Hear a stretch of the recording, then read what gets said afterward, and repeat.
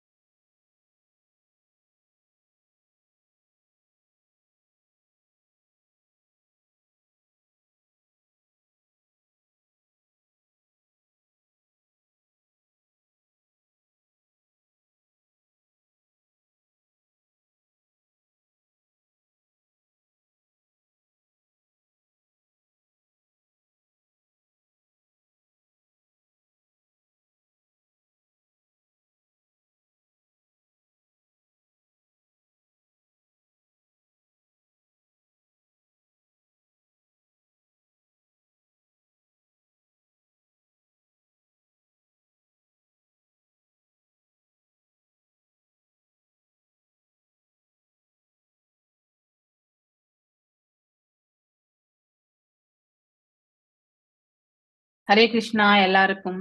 ஓம் நமோ பகவதே வாசுதேவாய. ஓம் நமோ பகவதே வாசுதேவாய. ஓம் நமோ பகவதே வாசுதேவாய.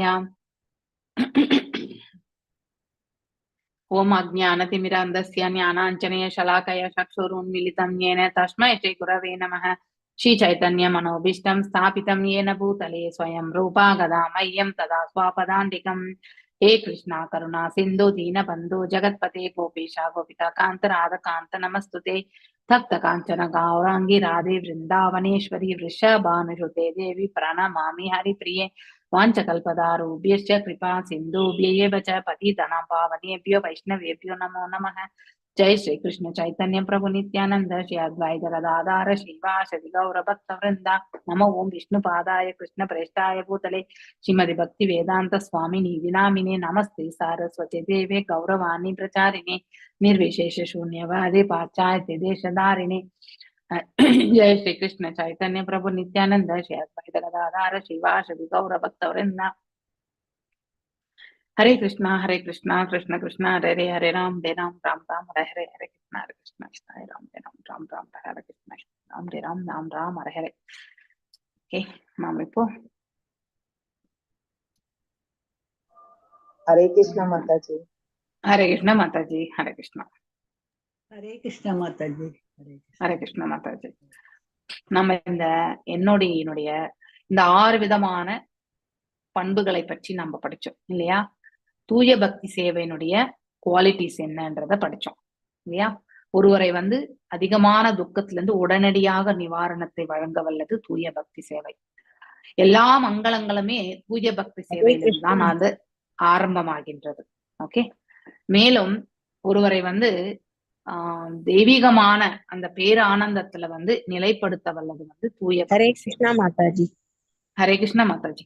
So pure devotional service is rarely achieved இல்லையா? அதாவது தூய பக்தி சேவை என்பது அடைவது மிக மிக அரிதானது.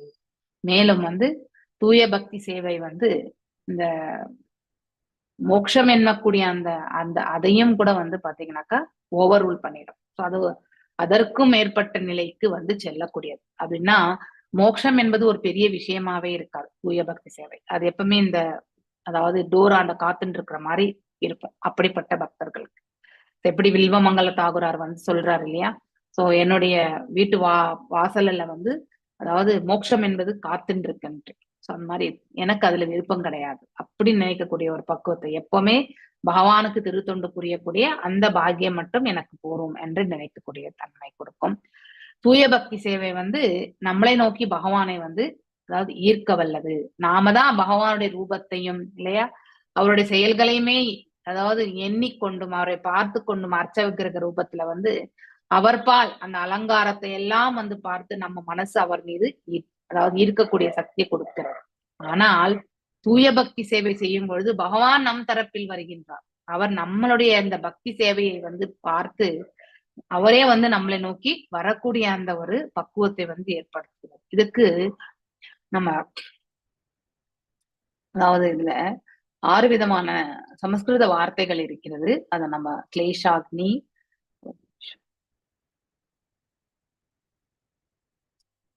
சுபதா, இத மறுபடியும் நான் ஒரு வாட்டி எக்ஸ்பிளைன் பண்றேன் உங்களுக்கு. அதனால டோன்ட் வரி. இந்த பேஜ்ல இருக்கிறது வந்து நம்ம மீண்டும் வந்து ஒரு முறை கண்டிப்பா பண்ணுவோம். மோக்ஷ இதுதான். அதாவது நம்ம அந்த 6 செயல்களை படிச்சோம் இல்லையா இப்போ. அதாவது கிளேஷாக்னின்னா நமக்கு துயரங்களிலிருந்து விடுதலை என்று பொருள். சுபதா அப்படின்னாக்கா மங்களமான நிகழ்ச்சிகள் எல்லாம் அங்கிருந்துதான் துவங்குகின்றது. தூய பக்தி சேவையிலிருந்து தான் தொடங்குகின்றது. சோ அதாவது சாதன பக்தி ஃபுல்லி மேனிஃபெஸ்டட் அட் நிஷ்டா. சோ நிஷ்டையில போய் நம்ம சாதன பக்தி செய்யும் பொழுது மங்களங்கள் எல்லாமே துவங்க ஆரம்பிக்கின்றது. அதுதான் சுபதா. மோக்ஷ லகுகிருத், அதாவது மோக்ஷம் கூட பெருசா தெரியாது அப்படிப்பட்ட பக்தர்கள். டீரைட்ஸ் த ஹாப்பினஸ் ஆஃப் லிபரேஷன். மோட்சம் அடைந்தால் நாம் எவ்வளவு பேரானந்தம் கொள்வோமோ அது கூட பெரிய விஷயமாக தெரியாது. அப்படிப்பட்ட ஒரு பக்குவத்தை வந்து அந்த உயிர் வாழி வந்து அடைகின்றான். சுதுர்லபா, அதாவது சுதுர்லபானாலே வெரி ரேர்லி அச்சீவ்ட் இல்லையா, மிகவும் அரிதானது. அது பாவ பக்தி. அடுத்து சாந்திரானந்த விசேஷாத்மா, அதாவது those pure devotions are derived even the conception of liberation. அது ஆல்ரெடி சொல்லியாச்சு. அதாவது சாந்திரானந்த விசேஷாத்மன் impenetrable condensed milk distinctive to the nature of self. So இந்த 5வது வந்து நம்ம பார்க்க வேண்டியது ஒரு நிமிஷம்.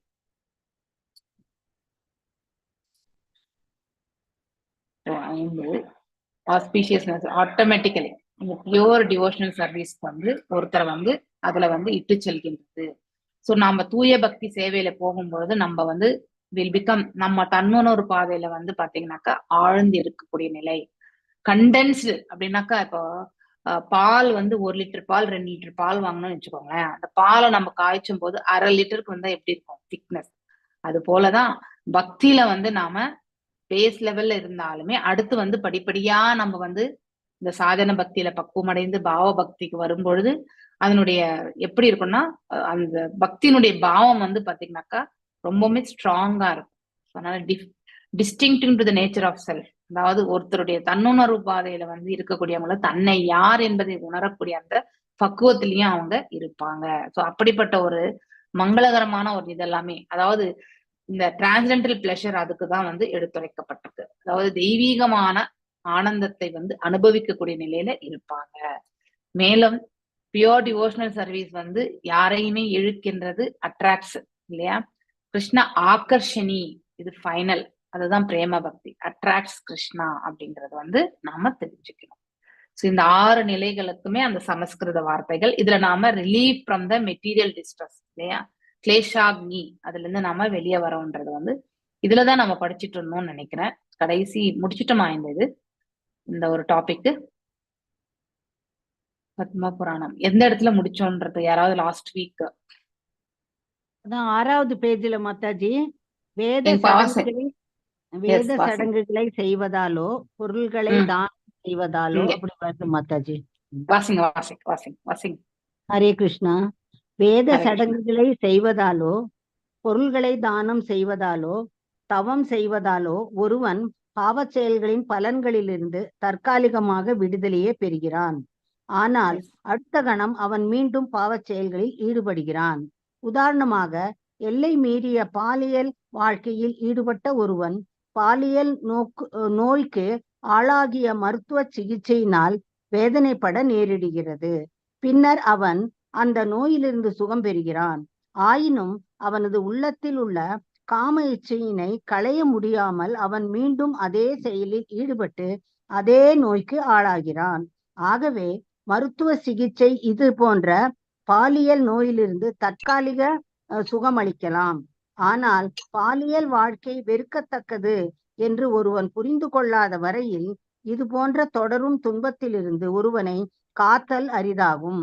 அதுபோல் வேதங்கள் பரிந்துரைக்கும் வேள்வி சடங்குகள், தானம், தவம் போன்றவை ஒருவனை பாவம் செய்ய விடாது தற்காலிகமாக தடுக்கலாம். ஆனால் மன தூய்மை அடையாத வரையில் ஒருவன் பாவச் செயல்களை மீண்டும் மீண்டும் தொடர்ந்து செய்கிறான். இது தொடர்பாக ஸ்ரீமத் பாகவதம் ஒரு விளக்கம் தருகிறது. குளத்தினுள் குளத்தினுள் இறங்கி ஒரு யானை நன்றாக குளித்து தனது உடலை தூய்மை செய்து கரைக்கு ஏறி வந்தவுடன் தனது உடல் முழுவதும் புழுதியை அள்ளி போட்டுக் கொள்கிறது என்பதாகும். அதுபோல கிருஷ்ண உணர்வின் பயிற்சி பெறாத ஒருவன் பாவச் செயல்களுக்கான இச்சையிலிருந்து முற்றிலும் விடுதலை பெற முடியாது. யோக முறைகளோ தத்துவார்த்த யூகங்களோ பலன் தரும் செயல்களோ பாவ இச்சையின் விதையிலிருந்து ஒருவனை காப்பதில்லை. பக்தி தொண்டில் ஈடுபடுவதன் மூலம் இதனை செய்ய முடியும். Hare Krishna Mataji. Hare Krishna Mataji. Thank you very much. Wonderful recitation. I think Selvam Prabhu class students எல்லாம் வந்திருக்கீங்களா? டிவோட்டிஸ் எல்லாருமே யாரெல்லாம் அவங்கன்றது நான் கொஞ்சம் கையை ஒருத்தீங்கன்னா நல்லா இருக்கும். ஸோ கண்டினியூஸா நீங்க இந்த கிளாஸ் இனிமே அட்டன் பண்ணணும். ஏன்னா நெக்டர் ஆஃப் டிவோஷன் ஸோ எல்லா கிளாஸுக்குமே காமனா இந்த கிளாஸ் எடுக்கப்படுகிறது இப்போ. அதனால நெக்ஸ்ட் நீங்க NOI அண்ட் ஈஷோ இருந்தா அதை இன்னொரு வாட்டி நம்ம எடுத்துக்கலாம். ஆனா எல்லாருமே இந்த கிளாஸை நீங்க அட்டன் பண்ணணும் going forward. Okay. So every Saturday 6 o'clock இந்த கிளாஸ் உண்டு. ஏதாவது எமர்ஜென்சி இருந்தா மட்டும்தான் டைமிங்ஸ் மட்டும் கொஞ்சம் மாற்றம் வருமே வழிய, இல்லைன்னா நம்ம இந்த கிளாஸ் ஸ்டாண்டர்டா நடந்துட்டே இருக்கும். Okay. Hare Krishna. Thank you all for joining the session. Hare Krishna. மட்டுமா ஒரு நாள் மட்டும்தான் மேம்? ஒரே நாள் நடக்கும். நீங்க ஒரே நாள் தான் ப்ளீஸ் அட்டெண்ட் பண்ணுங்க. 1 hour 2 hours மேம்? 1.5 hour இருக்கும். 7:30 மணி மேக்ஸ் நம்ம. ஹரே கிருஷ்ணா மாதாஜி. ஏன்னா அதுக்கு மேல உங்க வீட்டுல எல்லாருமே சமையல் இதெல்லாம் இருக்கும். அதனாலதான் நான் கண்டிப்பா I will try to complete by 7:20 அந்த மாதிரி க்ளோஸ் பண்ண பாக்க. இதுக்கு அத்தியாயம் 3 பகவத்கீதா புக் வாங்கிடணும். இது நெக்டர் ஆஃப் ஏதாவது பாத்தீங்கன்னாக்கா நெக்டர் ஆஃப் டிவோஷன் அப்படின்ற பேர் இதுக்கு.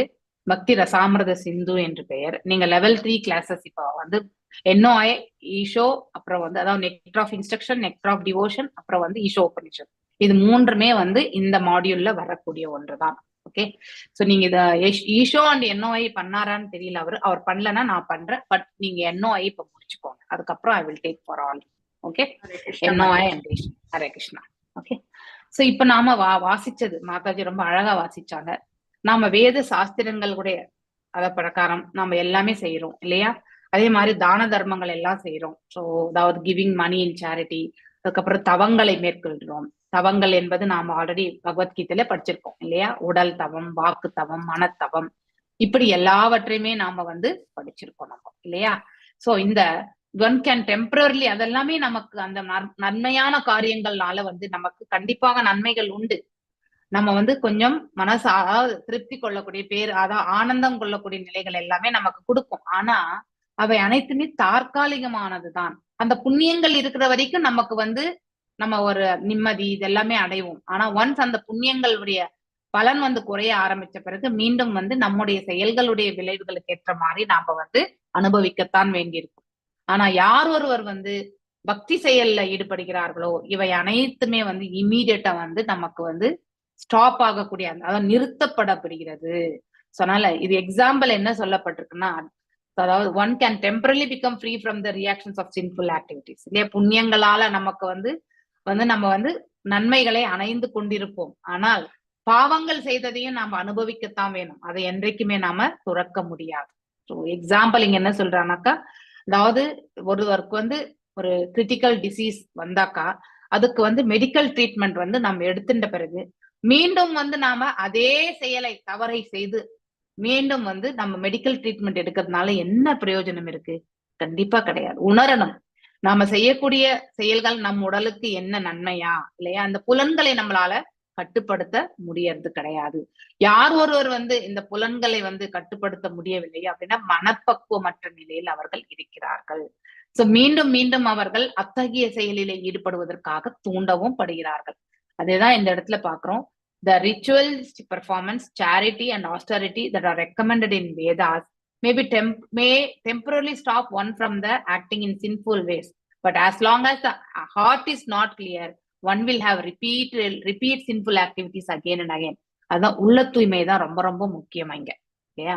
சோ இந்த மனசு தூய்மையா இருக்கணும்னா நம்ம கிட்ட இருக்கக்கூடிய 6 குணாதிசயங்களை நாம கண்டிப்பாக விலகி வைக்கணும். காமம், குரோதம், மோகம் இல்லையா, லோபம், மதம், மக்ஷரம். இந்த 6மே, மக்ஷரம் என்பது பொறாமை, ஓகே.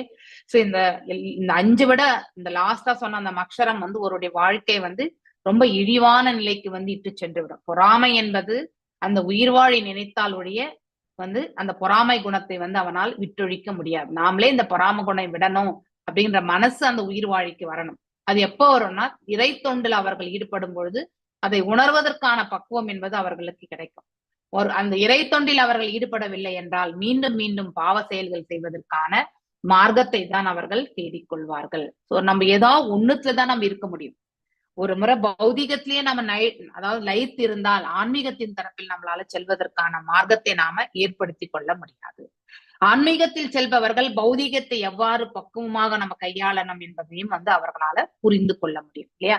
பௌதிக செயல்களில் ஈடுபட்டிருந்தாலும் பலன்களுக்கு விழையாமல் அது இறைவன் நமக்கு கொடுத்திருக்கக்கூடிய கடமையாக ஏற்றவர்கள் வந்து செயல்படுவார்கள்.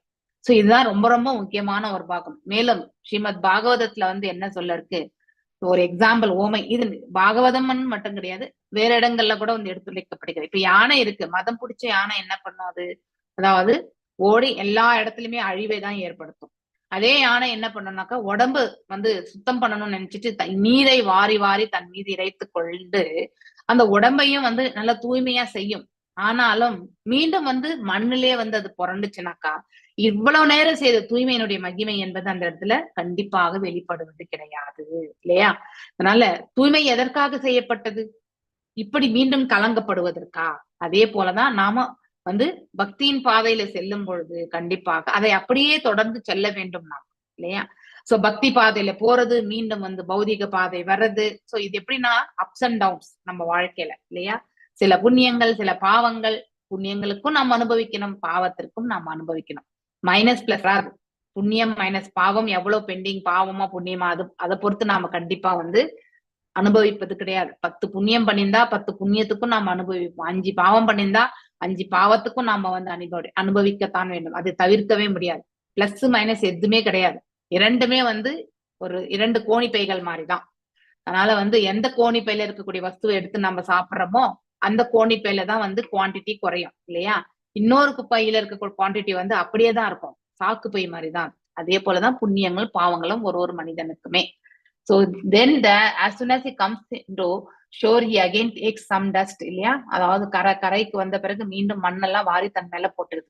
அதே மாதிரிதான் கிருஷ்ண உணர்வில் வந்து பயிற்சி பெறாத, அதாவது கடவுள் உணர்வில் பயிற்சி பெறாத ஒருத்தர் வந்து பாவ செயல்கள் செய்வதற்கான அத்தகைய ஆசைகளை வந்து கண்டிப்பாக அவர்கள் வளர்த்துக் கொள்வார்கள். சோ ஒண்ணு நாம நம்முடைய பக்குவமான மனசை வந்து நாம ஏற்படுத்திக் கொள்வதற்கு பக்தி சேவை தான் நம்மளை வந்து அதாவது உதவுகின்றது. neither the யோகா ப்ராசஸ், அதாவது தியான பயிற்சிகள், அடுத்து வந்து தத்துவவாதிகம், அடுத்து வந்து பலன் கருதும் செயல்கள், இதெல்லாம் நமக்கு வந்து சொல்யூஷனே கொடுக்காது. கர்ம காண்டா, ஞான மார்க்கம், அதாவது யோக மார்க்கம், இந்த 3மே நமக்கு எதுவுமே வந்து வழி கொடுக்காது. Only by engaging our self இந்த கிருஷ்ண உணர்வில், அதாவது கடவுள் உணர்வில் தான் நம்மளே நாம வந்து ஈடுபடுத்தி கொண்டால் ஒழிய நமக்கு இந்த பிரபஞ்சத்தில் இருக்கக்கூடிய அனைத்து செயல்களுக்குமே நாம வந்து பந்தப்படுவோம். மேலும் இந்த 12th கேண்டோ யார் வாசிக்கிறீங்க? பத்மா மத்தாச்சி இந்த 2 பேராகிராஃப் வாசிங்க. வேற யாராவது வாசிக்கிறதா இருந்தாலும் கையை உயர்த்தலாம் அவங்களுக்கு. ஆனா தமிழ் புக் வச்சுக்கோங்க. இதற்கான மற்றொரு எடுத்துக்காட்டு ஸ்ரீமத் பாகவதம் 22ஆம் அத்தியாயம் ஸ்லோகம் 39 உள்ளது. அதில் சனத்குமாரர் கூறுகிறார், அன்பிற்குரிய மன்னனே, ஒரு மனிதனிடமுள்ள ஆணவம் மிகவும் வலிமையுடையதாகும். அது ஒருவனை உலக வாழ்க்கையில் உறுதியான கயிற்றால் கட்டியது போல் வைத்திருக்கிறது. அவ்வுறுதிமிக்க கயிற்றின் முடிச்சை கிருஷ்ண உணர்வில் தம்மை ஈடுபடுத்திக் கொள்வதன் மூலம் பக்தர்களால் மட்டுமே எளிதில் துண்டிக்க முடியும். கிருஷ்ண உணர்வின்றி மகா யோகிகளாக வர முயல்பவர்களாகவோ அல்லது வேள்வி சடங்குகளில் சிறந்தவர்களாகவோ பக்தர்களை போல் வளர்ச்சி பெற முடியாது. அதனால் ஆணவத்தின் உறுதியான முடிச்சிலிருந்து விடுபடவும் உலகியல் செயல்களை செய்யாதிருக்கவும் கிருஷ்ண உணர்வு செயல்களில் தம்மை ஈடுபடுத்திக் கொள்வது. ஹரே கிருஷ்ணா. Page number 7. பக்தி ரசாமரத சிந்து புக்ல 7வது பேஜ். ஹரே கிருஷ்ணா. தேங்க்யூ மாதாஜி.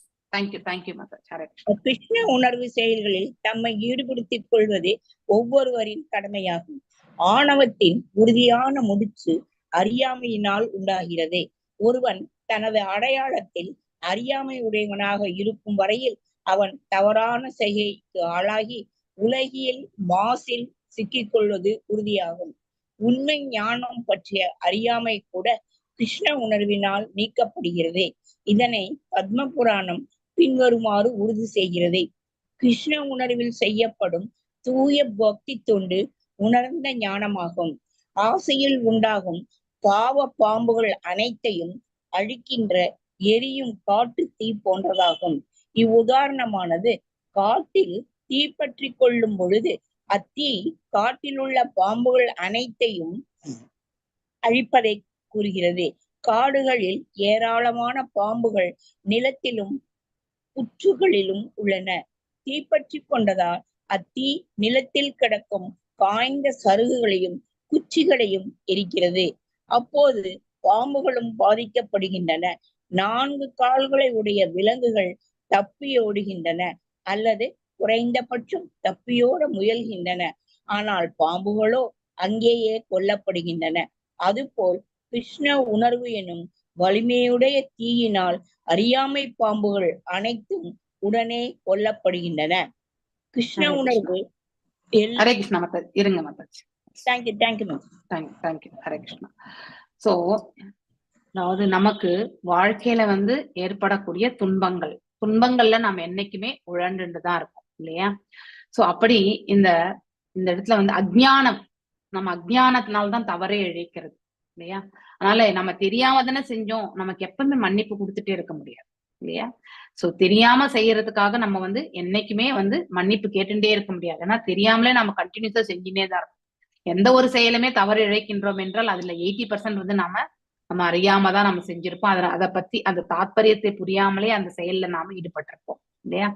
பாகவதம்ல 4வது கேண்டோல வந்து 22வது 22nd சாப்டர் 22வது சாப்டர்ல 39வது ஸ்லோகத்துல வந்து சனாதன குமாரர் வந்து சொல்கின்றார். அதாவது அங்கே ஒரு மன்னனை பார்த்து சொல்கின்ற, so the false ego of a human being is so strong that it keeps in material existence as if it tied by a strong rope இல்லையா? ஒரு மனிதனுடைய அகங்காரம் என்பது அவனை இந்த உலகியல் வாழ்க்கையில வந்து ஸ்ட்ராங்கா, அதாவது பாத்தீங்கன்னாக்கா ரொம்ப உறுதியாக வந்து பின்னி பிணைக்கின்றது. எது வரைக்கும் நமக்கு அகங்காரம் இருக்கின்றதோ அது வரைக்கும் நாம இந்த உலக வாழ்க்கையில வந்து மீண்டும் மீண்டும் திரும்பி வருவோம். நம்முடைய பாவ புண்ணிய கணக்குகளுக்கு ஏற்றவாறு, நம்முடைய அந்த செயல்களுடைய விளைவுகளுக்கு ஏற்றவாறு நாம மீண்டும் வந்து இந்த பிரபஞ்சத்தை பிறவி எடுப்போம். ஆனா பக்தர்கள் வந்து உறுதி கொண்ட மனத்தோட பக்தி தொண்டினால் வந்து அதை வந்து அழகா வந்து வெட்டி போட முடியும். இதே மாதிரி உதாரணம் நம்ம எங்க படிக்கிறோம்? நம்ம வந்து 15வது சாப்டர்ல புருஷோத்தம யோகத்துல படிக்கிறோம் இல்லையா? சோ ஆலமரத்தை வந்து அதாவது மேற்கோள் காட்டி, அந்த ஆலமரத்துக்கே வந்து என்ன பெயரு? டிசையர் ட்ரீ இல்லையா? ஆசைகளை எல்லாமே வந்து அந்த ரூபம் கொண்ட நிலையில வந்து பார்க்கக்கூடியதுதான் வந்து ஆலமரம். அதனுடைய கீழ்நோக்கிய வேர்கள் வந்து விழுதுகள் இல்லையா? அந்த கீழ்நோக்கிய வேர்கள் வந்து விழுதுகள். அது ஸ்ட்ராங்கா நம்மள வந்து இந்த பிரபஞ்சத்துல வந்து ஈர்க்கக்கூடிய தன் செயல்கள், பலன் கருதும் செயல்களுக்கு ஒப்பிடப்பட்டிருக்கிறது இல்லையா? வேறு அதனுடைய ஆணி வேறு எங்க இருக்குன்றது நம்மளால கண்டுபிடிக்க முடியாது. ஆனா அந்த சாப்டருடைய இதுல இருந்து பார்க்கும்போது அது பிரம்மலோகத்திலிருந்து ஆணிவேர் இருப்பதாக சொல்லப்படுகிறது. அவ்வளவு ஸ்ட்ராங்கானது. அந்த உண்மையான ஆலமரம் வந்து அந்த மேல் உலகத்துல இருக்கு. அதனுடைய தலை கீழான பிம்பத்தை தான் நாம இந்த இடத்துல பார்க்கின்றோம். சோ அதை நாம் எவ்வாறு வெட்டி சாய்க்கணும்? பற்றின்மை எனக்கூடிய ஆயுதத்தால வெட்டி சாய்க்கணும்னு சொல்லிட்டு அந்த சாப்டர்ல நம்ம படிச்சோம். சோ பற்றின்மை என்றால் என்ன? நாம செய்யக்கூடிய செயல்களுடைய பலன்களை எல்லாம் நாம வந்து துறக்கிறது தான் பற்றின்மை. செயலையே துறக்கிறது பற்றின்மை கிடையாது. அதாவது நம்ம வந்து பற்றற்ற நிலையில இருக்கிறோம்னா நம்ம யாரோடுமே வந்து ரிலேஷன்ஷிப் இல்லாம இருக்க முடியாது இல்லையா? இந்த கலியுகத்துல எஸ்பெஷலி குறையுடைய புலன்கள் இல்லையா? நமக்கு குறையுடைய ஆயுள் எல்லாமே குறையோட தான் இருக்கு. நம்ம இந்த மாதிரி இருக்கக்கூடிய சூழ்நிலையில நம்ம யாரோடுமே பேசாமலும் யாருடைய அதாவது சப்போர்ட் இல்லாமலே இந்த பிரபஞ்சத்துல வந்து வாழ முடியாது. ஒருத்தருக்கு ஒருத்தர் உதவி புரிந்துதான் ஆக வேண்டும். ஆனால் அதை வந்து எதிர்பார்ப்புகளோடையும் இல்லையா நாம அவருக்கு உதவி புரிந்த அதனை பலனாகவும் கருதி நாம என்றைக்குமே வந்து ரிலேஷன்ஷிப் டெவலப் பண்ணக்கூடாது. அது மிக மிக தவறானது. ஒருவர் நம்ம இடத்துல வந்து உதவி கேட்டால் நம்மளால முடிஞ்சதை அவங்களுக்கு செய்யணும், அவ்வளவுதானே தவிர நாளைக்கு அவர் எனக்கு ஹெல்ப் பண்ணுவார்னு நினைச்சுட்டு நான் வந்து உதவி செய்தால் அவருடைய சூழ்நிலை நாளைக்கு எப்படி இருக்கும்னு நம்மளால சொல்ல முடியுமா? அவருடைய சூழ்நிலை வெளியில தெரியாம உள்ளுக்குள்ள அவர் ரொம்ப சங்கடத்துல இருந்தா நமக்கு ஹெல்ப் பண்ண முடியாம போயிடுச்சுன்னா அப்ப நாம என்ன பண்ணுவோம்? அதை வந்து சுட்டி காட்டுவோம் இல்லையா? சோ எதிர்பார்ப்புகள் என்பது மிக மிக தவறானது. அதனால வந்து யாருக்கு எந்த உபகாரம் செய்தாலும் அதுல இருந்து நம்ம எதையுமே எதிர்பார்க்க கூடாது. சோ அவ்வாறு நம்ம எதிர்பார்க்காத போது நம்ம அவங்க கிட்ட வந்து அன்பு பரிமாற்றங்கள் மட்டும்தான் நம்ம செய்வோம். இப்படிப்பட்ட ஒரு தெய்வீகமான குணங்களை வந்து ஒரு உயிர் வாழி என்பவன் வந்து அபிவிருத்தி செய்து கொள்ள வேண்டும். இல்லை என்றால் காம, குரோத, லோப, மோக, மத, மக்ஷரம் இத்தகைய பண்புகளால் அவன் வந்து தன்னுடைய வாழ்நிலையை அவன் வந்து பந்தப்படுத்தி கொண்டால் அவன் வந்து இந்த பிரபஞ்சத்துல வந்து எப்பவுமே திரும்பி திரும்பி வரக்கூடிய செயல்கள்ல மட்டும்தான் வந்து ஈடுபடுவான். So who are not in Krishna consciousness, அப்படிப்பட்டவங்க and who are trying to become great mystics, அதாவது தியான பயிற்சிகள்ல இருந்து அனிமா இந்த மாதிரியான சித்திகளை எல்லாம் அடையணும்னு நினைக்கக்கூடியது, கிரேட் ரிச்சுவல் பர்ஃபார்மர்ஸ், கர்ம காண்டால செய்யறது, பலனை எதிர்பார்த்து செய்யக்கூடியவர்கள் cannot advance like the devotees, பக்தர்களை போல அவங்களால வந்து வாழ்க்கையில வந்து பக்தி பாதையில முன்னேறவே முடியாது. Therefore it is a duty of everyone to engage himself in the activities of the Krishna consciousness. அதனால நமக்குன்னு தலையாய கடமை எது என்னன்னாக்கா பகவானுடைய பக்தி தொண்டில் நம்மளை நாம ஈடுபடுத்திக் கொள்வது. சோ அதாவது அவ்வாறு நாம வந்து ஈடுபடுத்திக் கொள்ளும் பொழுது இந்த பௌதீக பந்தம் எனக்கூடிய அந்த நிலையில இருந்து நாம விடுதலை பெறுகிறோம். அது எவ்வாறு நமக்கு புரிய வரும்? நம்மிடத்தில் இருக்கக்கூடிய அகங்காரமும் நம்ம விட்டு நீங்கி இருக்கும் இல்லையா? And engagement in the material activities, இது எல்லாமே பௌதீக செயல்கள்ல நாம் ஈடுபட்டு இருந்தாலும் அதனுடைய பலன்களை எதிர்பார்க்காமல் நம்முடைய செயல்களை நாம கடமையாக நினைத்து ஆற்றுவது, அதுதான் ரொம்ப ரொம்ப முக்கியம். இந்த tight knot of false ego is due to ignorance, இந்த அறியாமையினால் விளையக்கூடியதுதான் இந்த அதாவது பாத்தீங்கன்னாக்க முடிச்சு இல்லையா? அறியாமையினால். as long as one is ignorant, யார் ஒருவர் வந்து அறியாமையில வந்து உழண்டு கொண்டிருக்கிறார்களோ அவருடைய அறியாமையை நம்மளால வந்து புரிஞ்சு கொள்ள முடியாதோ is sure to act wrongly and thereby become entangled in the material contamination. So அவருடைய செயல்கள் வந்து அவரை வந்து பந்தப்படுத்தும், மேலும் இந்த பௌதிக உலகத்தினுடைய கலங்கங்களில் வந்து அவரை வந்து சம்பந்தப்படுத்தி கொள்ள வேண்டியிருக்கும். The ignorance of factual knowledge can be dissipated by Krishna consciousness, இல்லையா? அதாவது உண்மையான அந்த ஞானத்தினுடைய அறியாமை வந்து எவ்வாறு விளக்கப்படுகின்றது என்றால் பகவானுக்கு மேல நாம் வச்சிருக்கக்கூடிய தூய பக்தி சேவையால் மட்டும்தான் அதை வந்து விளக்க முடியும். பத்ம புராணம் என்ன சொல்கின்றது என்றால் தூய பக்தி சேவை, கிருஷ்ண உணர்வு வந்து அதுதான் ஹையஸ்டா நம்ம வந்து அதாவது உயர்வான நம்ம அடையக்கூடிய மேன்மையான தன்மை கொண்ட அந்த நிலை வந்து சொல்லப்படும். என்லைட்டன்மெண்ட்னாக்கா நம்மளால உணர முடியக்கூடிய தன்மை, சோ நம்மளால புரிஞ்சுக்கக்கூடிய தன்மை, அந்த நிலையை வந்து நமக்கு ஏற்படுத்தும். when such enlightenment அப்படின்னா அந்த மாதிரி ஒரு பிரகாசமான நிலை நமக்கு வந்தது என்றால் it is less, அந்த பிரகாசத்தன்மை வந்து எதற்கு ஒப்பிடப்பட்டிருக்குனாக்கா அதாவது அந்த ஆத்ம ஞானம் இல்லையா, பகவானை பற்றி புரிஞ்சுக்கிறது, இப்படி எல்லாத்தையுமே ஒருத்தர் வந்து புரிஞ்சுக்கக்கூடிய தன்மையை வந்து ஏற்படுத்தி கொண்டால் அவர்களுடைய செயல்கள் வந்து பக்குவமாக அமையும். ஏனென்றால் அதாவது it is like a blessing forest fire cleaning all the inauspicious snakes of the desire. அழகான ஓமை இது இல்லையா? சோ இந்த பகவானுடைய அதாவது உண்மையான அந்த ஞானம் வந்து எதற்கு ஒப்பிடப்பட்டிருக்குனாக்கா எரிகின்ற காட்டு தீக்கு வந்து ஒப்பிடப்பட்டிருக்கு. சோ அந்த ஞானம் வந்து எதை எரிக்கின்றது? அஞ்ஞானம் எனக்கூடிய அதாவது பாம்புகள் வந்து எது ஆசை எனக்கூடிய அந்த பாம்பை வந்து அழிக்கின்றது. சோ நம்ம அஞ்ஞானத்துல இருந்து நம்ம வந்து செய்யக்கூடிய செயல்களை எல்லாமே நம்ம புத்தியையும் வந்து அது வந்து தூய்மைப்படுத்து. This example is being given in connection this when there is a forestல வந்து அதாவது காட்டுல வந்து தீ ஏதாவது பத்திக்கிச்சுன்னு வச்சுக்கோ, மூங்கில் ஒன்றோடு ஒன்று உராயும் பொழுது ஆட்டோமேட்டிக்கலி வந்து நெருப்பு வந்து ஏற்படுகின்றது. அந்த நெருப்பு என்ன ஆகும்னாக்கா ஃபுல்லா காடு முழுவதுமே வந்து பரவ ஆரம்பிக்கும். சோ அந்த தீ வந்து உணர்ந்த பிறகு 4 கால்கள் பிராணி அந்த மாதிரி பிராணிகள் வந்து என்ன ஆகும்னாக்கா அந்த இடத்துல இருந்து ஓடி போறதுக்கு முயற்சி செய்யணும். ஆனா பாம்புகளால வந்து முடியவே முடியாது. சோ அஜ்ஞானத்திற்கு எக்ஸாம்பிள் கூட பாம்பு தான் நம்ம சொல்றதே இல்லையா? அவ்வளவு ஏன்னா யோசிக்காது, தெரியாம நம்ம கால் பட்டுட்டா கூட பாம்பு பட்டுன்னு போட்டுடும் இல்லையா? சோ இட் வில் தனக்கு யாரோ டிஸ்டர்ப் பண்றாங்கன்னு நினைச்சு பிளைண்டா வந்து அது வந்து கொத்திடும். அது போல நம்ம வந்து இந்த அஜ்ஞானம் எனக்கூடிய இந்த பாம்புகளை வந்து எது அடிக்கிறது? பக்தியில வந்து திளைத்திருக்கக்கூடிய அந்த பகவானுடைய பக்தியில் திளைத்திருக்கக்கூடிய அந்த ஞானம் வந்து எதற்கு ஒப்பிடப்பட்டிருக்கு? காட்டுத்தீக்கு ஒப்பிடப்பட்டிருக்கு. காட்டுத்தீ என்ன பண்ணும்? அந்த இடத்தையே வந்து பசம் பண்ணும். அது போல அஜ்ஞானம் எனக்கூடிய அந்த அதாவது அந்த அஜ்ஞானம் எனக்கூடிய அந்த பாம்புகளை வந்து இந்த பக்தி ஞானம் எனக்கூடிய அந்த இதை கொண்டு வந்து அழிக்க முடியும். என்லைட்டன்மெண்ட்னா நம்ம உணர்வு, அந்த உணர்வை கொண்டு நாம் அதை வந்து அழிக்க முடியும். இதுதான் வந்து இந்த இடத்துல எடுத்துரைக்கப்பட்டிருக்கக்கூடிய விளக்க உரை. சோ மேல அந்த ஃபர்ஸ்ட் பாயிண்ட் வந்து கிளேஷாக்னி அப்படின்னாக்கா இம்மீடியட்டா நமக்கு வந்து ரிலீஃப் எங்க இருந்து வருதுன்னா, நாம திருத்தொண்டு பண்றதால நமக்கு இருக்கக்கூடிய சங்கடங்களுக்கு எல்லாமே உடனடி நிவாரணம் என்பது ஏற்படுகிறது. அதுதான் ஃபர்ஸ்ட் கேரக்டர் தூய பக்தி சேவை. அது ரெண்டாவது, கிருஷ்ண உணர்வு வந்து எல்லாமே மங்களங்கள் என்று சொல்லப்படுகிறது. எஸ் பிரேம மாதாஜி 2 பேராகிராஃப் வாசி. ஹரே கிருஷ்ணா. ஹரே கிருஷ்ணா மாதாஜி. ஹரே கிருஷ்ணா. கிருஷ்ண உணர்வு எல்லா புண்ணியங்களுக்கும் உடையது. புண்ணியத்திற்கு ஸ்ரீல ரூப கோஸ்வாமி ஒரு விளக்கம் கொடுத்திருக்கிறார். அவர் உலகில் உள்ள அனைத்து மக்களுக்கும் நன்மை அளிக்கும் செயல்களே உண்மையில் புண்ணியமிக்கவை என்கிறார். இன்றைய தினம் மக்கள் பல்வேறு குழுக்களாக பிரிந்து சமுதாயம், இனம், நாடு என்னும் பெயர்களில் நலப்பணிகளை ஆற்றுகின்றனர்.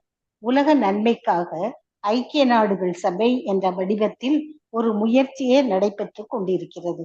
ஆனால் ஒரு குறுகிய தேசிய செயல்களில் உள்ள குறைபாடுகளின் காரணமாக உலகம் முழுவதற்குமான இது போன்ற பொதுமக்களுக்கான நலப்பணிகள் நடைமுறைக்கு இயலாததாக இருக்கின்றன. எனினும் கிருஷ்ண பக்தி இயக்கம் மனித இனம் முழுவதற்கும் உயர் நன்மை அளிக்கக்கூடியதாக இருப்பதனால் சிறந்ததாக விளங்குகின்றது. அனைவருமே இந்த இயக்கத்தினால் ஈர்க்கப்படுகின்றனர். அனைவருமே அதன் பலனை உணர்கின்றனர். ஆகையால் ரூப கோஸ்வாமியும் பிற அறிஞர்களும் உலகம் முழுவதும் கிருஷ்ண உணர்வு இயக்கத்தின் பக்தி தொண்டினை பற்றி பெரிய அளவில் பிரச்சாரம் செய்வதையே மிக உயர்ந்த சமுதாய நலப்பணியாக ஏற்றுக்கொண்டனர். கிருஷ்ண பக்தி இயக்கம் உலகின் கவனத்தை ஈர்க்கும் என்பது பற்றியும், ஒவ்வொரு மனிதனும் கிருஷ்ண பக்தி இயக்கத்தில் எவ்வாறு இன்பம் அனுபவிக்க கூடும் என்பது பற்றியும் பத்ம புராணம் பின்வருமாறு குறிப்பிடுகின்றது. ஒருவன் கிருஷ்ண உணர்வோடு பக்தி தொண்டில் ஈடுபடுகிறான் என்றால் அவன் இவ்வுலகம் முழுவதற்கும் சிறந்த தொண்டு புரிபவனாகவும் இவ்வுலகில் உள்ள ஒவ்வொருவரையும் இன்பமுறச் செய்பவன் ஆகவும் அறிந்து கொள்ளப்படுகிறான். மனித இனத்தோடு மட்டுமல்லாது அவன் மரங்களையும் விலங்குகளையும் கூட மகிழ்வூட்டுகின்றான். ஏனென்றால் அவையும் கூட அந்த இயக்கத்தால் வயப்படுத்தப்படுகின்றன. இதற்கு சிறந்த முன்னுதாரணம் பகவான் சைத்தன்யரால் நிகழ்த்தப்பட்டது. அவர் தமது சங்கீர்த்தன இயக்கத்தை பரப்புவதற்காக மத்திய இந்தியாவில் உள்ள ஜாரிக்கண்ட் காடுகளில் பயணம் செய்த பொழுது அங்கிருந்த புலிகளும், யானைகளும், மான்களும், பிற விலங்குகளும் அவரோடு இணைந்து தமக்குரிய வழிகளில் ஆடிக்கொண்டும் ஹரே கிருஷ்ண நாமத்தை ஓதிக்கொண்டும் பங்கு பெற்றன. ஹரே கிருஷ்ணா.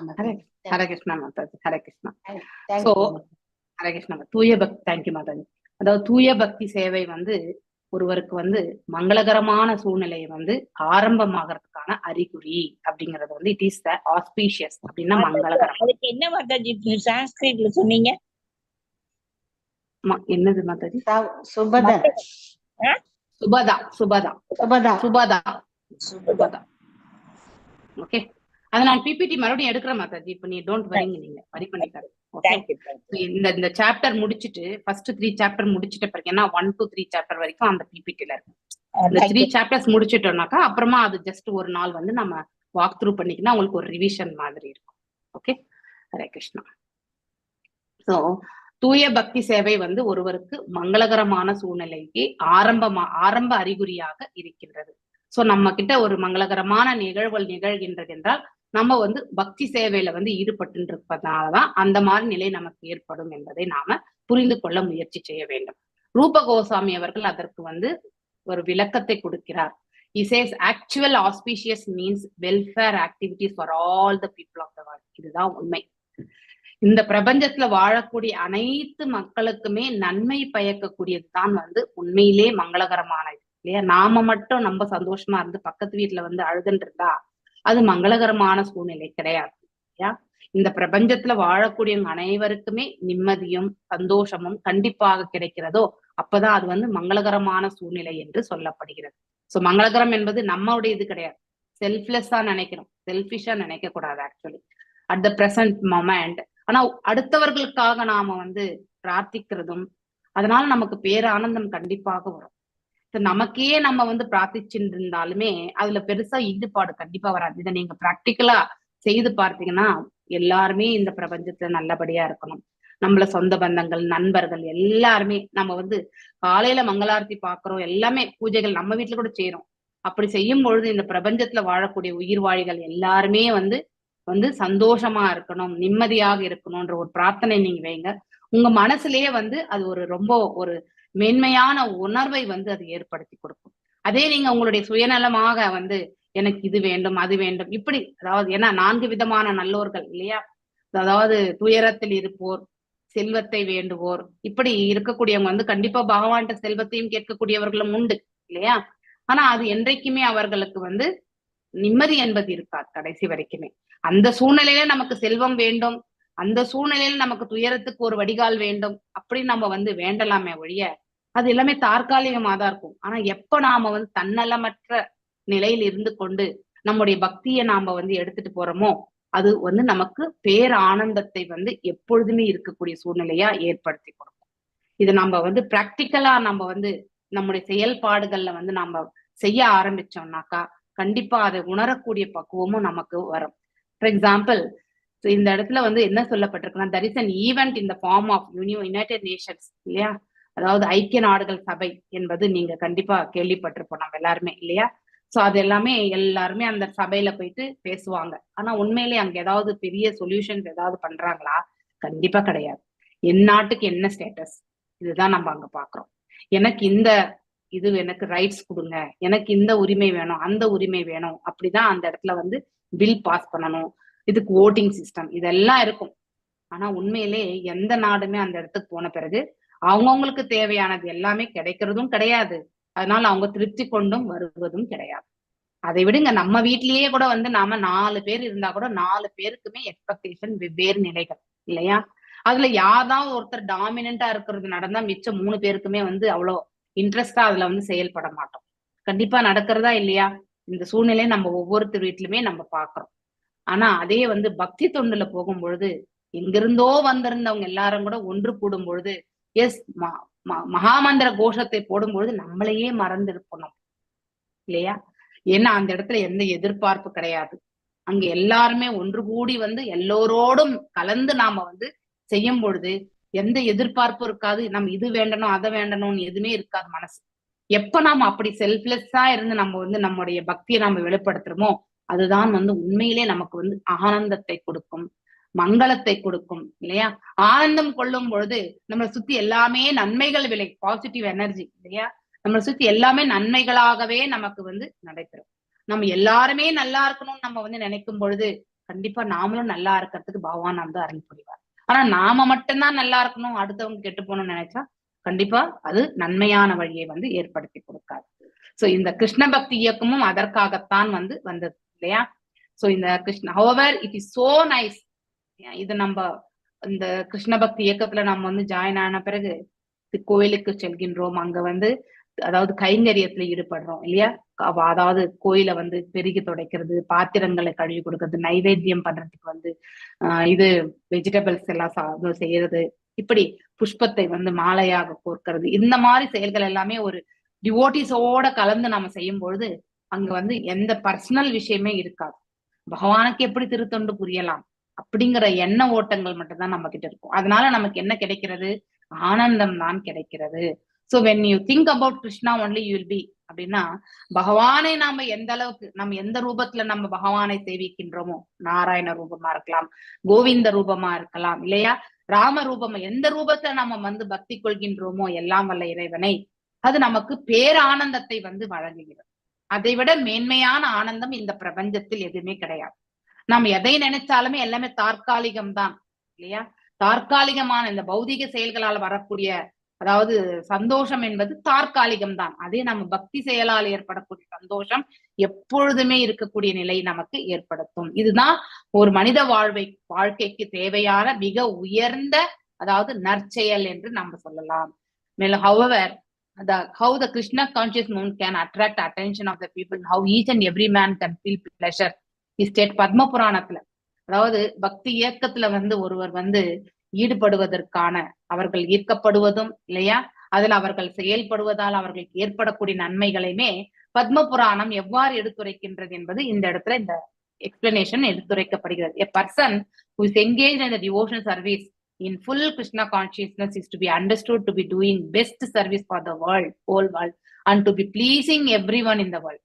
அதாவது ஒருவர் வந்து பக்தி சேவையில் அதாவது முழுமையாக தன்னை வந்து ஈடுபடுத்திக் கொண்டிருக்கிறார்கள் என்றால் அவர்கள் ஆற்றக்கூடிய செயல்களிலே மிகவும் உசிதமான காரியம் எதுவென்றால் இதுதான், பகவானுக்கு திருத்தொண்டு புரியதுதான். இது வந்து எல்லோருக்குமே வந்து நன்மையை பயக்க வல்லது, எல்லோருக்கும் அதாவது ஆனந்தத்தை வந்து வழங்க வல்லது. எக்ஸாம்பிள் நம்ம பிரபுபாதரை எடுத்துக்கலாம் இல்லையா. அவரும் வந்து ஒரு கிரகஸ்தனாக வாழ்ந்தார், தன்னுடைய குடும்பத்தை வந்து அதாவது ரட்சித்தார், பேணி காத்தார். தன்னுடைய பிசினஸ் முடக்கம் 2-3 வாட்டி இல்ல 5-6 வாட்டி வந்த பிறகு கூட அவர் லாஸா தான் போச்சு. கடைசி வரைக்குமே அவர் ட்ரை பண்ணார் தன் குடும்பத்தை காக்கணுன்றதுக்காக தான். அதன் பிறகு கிருஷ்ணர் வந்து நமக்கு அதாவது கடவுள் நமக்கு வேற ஏதோ ஒரு வச்சிருக்காங்க இல்லையா, அந்த ஒரு சந்தர்ப்பத்தை அவர் எடுத்துக்கொண்டு தன்னுடைய குரு சொன்ன ஒரே வார்த்தையை எடுத்துட்டு போயிட்டு அவர் வந்து மேற்கத்திய நாடுகள் கலாச்சாரத்துக்கே நம்ம இந்திய பாரத கலாச்சாரத்துக்கே ஆப்போசிட்டா இருக்கக்கூடிய அந்த கலாச்சாரம் இருக்கக்கூடிய இடத்துலயே போய் வந்து இந்த மகாமந்திர ஜபம் இல்லையா பக்தி மார்க்கத்தை வந்து ஸ்தாபித்தார் இல்லையா. சோ அப்படி அது இந்த பிரபஞ்சம் முழுவதுமே இப்போ இந்த அதாவது இந்த பூவுலகத்து முழுவதுமே கிருஷ்ண பக்தி இயக்கம் இல்லாத இடமே இல்லை என்று போல நிறுவப்பட்டு விட்டது இல்லையா. இஸ்கான் அப்படின்னக்கூடிய அந்த வார்த்தை எல்லா நாடுகளிலுமே உண்டு. அது போலதான் வந்து நாம செய்யக்கூடிய அதாவது காரணமற்ற எந்த ஒரு நற்காரியமுமே ஏதோ ஒரு காரணத்துக்காக தான் நாம் நன்மையான செயலில் ஈடுபடணும்னு அவசியம் கிடையாது. பக்தி தொண்டுல வந்து எந்த எதிர்பார்ப்புமே இருக்கவும் கூடாது இல்லையா. சோ இந்த பிரபஞ்சத்துல வாழக்கூடிய மக்களுடைய நன்மைக்காக அவர் வந்து இந்த செயலை செய்தார். அதனுடைய பலனாக அவர் வாழுங்காலத்திலே 108 கோயில்களை நிர்வாணம் பண்ணி அதாவது நிர்மாணித்து விட்டு இல்லையா. சோ எல்லா இடங்களிலுமே வந்து அவர் வந்து பக்தியை வந்து ஸ்தாபித்து வச்சுட்டு போனார். அதனுடைய பலன் தான் இன்னைக்கு நாம் எல்லாருமே இங்க ஒன்று கூடி கொண்டு இங்க வந்து அவருடைய எழுத்துக்களை வந்து வாசிச்சு நாம பக்தியை பற்றி நாம தெரிஞ்சுக்க முயற்சி செய்து கொண்டிருக்கிறோம். சோ இதுக்கு பிராக்டிக்கல் எக்ஸாம்பிள் வந்து நம்ம பிரபுபாதரை வந்து நான் இப்ப உங்களுக்கு சொன்னேன். ஆனா முன்னாடியே வந்து சைத்தன்ய மகாபிரபு வந்து அவர் வந்து வடக்குல இருந்து தெற்கு வரைக்குமே வந்து போனவர் தான் இல்லையா. சோ அதாவது நம்ம தெற்குன்னும் பொழுது நம்ம ஸ்ரீரங்கம் வரைக்குமே வந்து போனவர் தான் இல்லையா. அங்கேயும் வந்து ஒரு டிசைபிள் அவருக்கு இல்லையா. யார் அந்த டிசைபிள்? சட்கோ சுவாமி ரகுநாதாச பட்டரா இல்ல கோபால பட்டர் இல்லையா. அது வரைக்குமே வந்து போனார். அப்படி அவர் வந்து பிரயாணிக்கும் பொழுது ஜார்க்கண்ட் மாநிலத்துல இருக்கக்கூடிய காடுகள் வழியாக அவர் வந்து பிரயாணிக்கும் பொழுது சோ சங்கீர்த்தனத்தை வந்து பாடிக்கொண்டே அவர் வந்து செல்லும் பொழுது அவர் பின்னாடி வந்த விலங்குகள் கூட வந்து நடனம் ஆடியது என்று எடுத்துரைக்கப்படுகிறது. சோ அதுவும் அதனுடைய பாஷையில வந்து மகாமந்திர ஜபத்தை செய்து இல்லையா. சோ மேலும் வந்து இவரும் வந்து சங்கீர்த்தன யக்னத்தை வந்து மேன்மையாக எடுத்து சென்றார் நம்ம சைத்தன்ய மகாபிரபு. அவ்வாறு அமைய பெறும். சோ அந்த இடத்துல உயிர்வாழிகள் என்று எந்த பேதமும் கிடையாது இல்லையா. சோ இப்போ நம்ம வீட்டுல கூட குட்டியா அந்த பெட்ஸ் எல்லாமே நம்ம கூட வளர்க்குறோம் இல்லையா, பூனை நாய் இதெல்லாம் கூட வந்து தே கேன் நம்ம வந்து வீட்டுல வந்து பாகவதம் பகவத்கீதை எல்லாம் நம்ம வாசிக்கும் பொழுது we can see the transformation. அவங்க கிட்டயுமே அது நடக்கும். அப்படிப்பட்ட ஜீவன்கள் கூட வந்து அதனுடைய காலத்துக்கு ஆன பிறகு ஒரு நன்மையா அத ஒரு நல்ல ஒரு அதாவது ஒரு பிறப்பை வந்து அது வந்து எடுக்கும். கண்டிப்பாக பகவான் கொடுப்பார். சோ இந்த மாதிரியான ஒரு நிலைகள் கண்டிப்பாக உண்டு. சோ உயிர் வாழிகள்ல எந்த பேதபாவமே கிடையாது. சோ எக்கஸ்டியில இருக்கும் பாவ பக்தியில இருக்கும் பொழுது எல்லாமே வந்து அதாவது இத்தகைய செயல்கள் எல்லாமே நம்ம வந்து பார்க்கக்கூடிய ஒன்றுதான். எஸ் அருட்செல்வன் பிரபு வாசிங்க நெக்ஸ்ட். படிங்க பிரபு.